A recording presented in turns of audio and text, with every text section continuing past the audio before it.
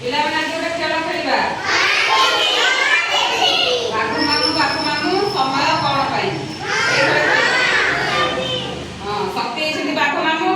ସେ ଯାହା କହିବ ସମସ୍ତେ ସେମିତି ଅଭିନୟ କରିବେ।